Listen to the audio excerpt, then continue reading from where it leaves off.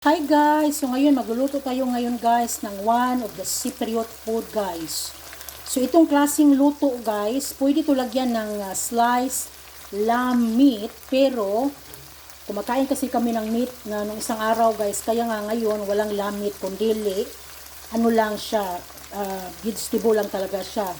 So dito sa Cyprus guys, ang pagluluto nitong klaseng food na niluto ko ngayon guys, gusto nila yung maliliit na okra. Ayaw nila yung malalaki.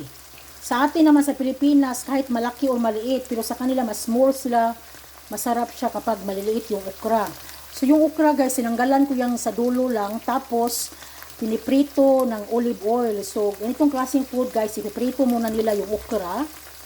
Tapos, meron tayong thin slice of fresh tomato, thin slice of onion, 1 chicken cube at saka black pepper powder. So ngayon guys, piniprito natin yung okra guys.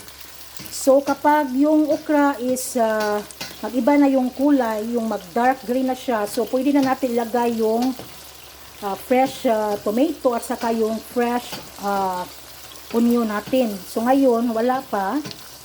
So pabayaan muna natin siya prituhin guys. So ang sarap nito guys, i-try ninyo to. Tapos yung piniprito ko guys, ang ginagamit ko is olive oil. So yan lang guys. So yung final product nito guys, or final na luto, i-upload ko sa short video ko. So yan guys, piniprito natin, pinahinanaan natin yung apoy. So pabayaan lang muna yan. Hanggang ma-dark green yung color. Kasi gusto nila yung guys, yung lutong-luto talaga guys, yung mga Cypriot. Sa atin naman is half cook lang. Sa kanila naman lutong-luto. Pero ang sarap nito guys.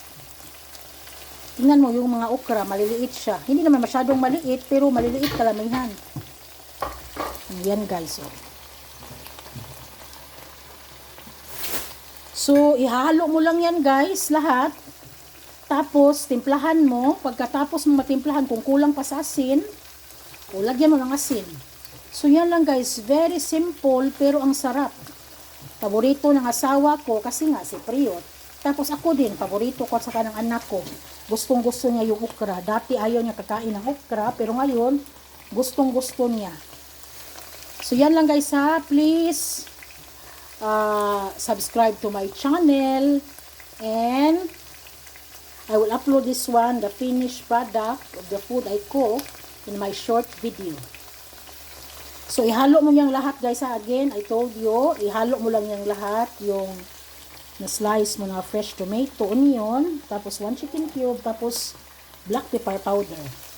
So, ipapakita ko sa inyo mamaya guys sa final product sa short video ko. Bye guys!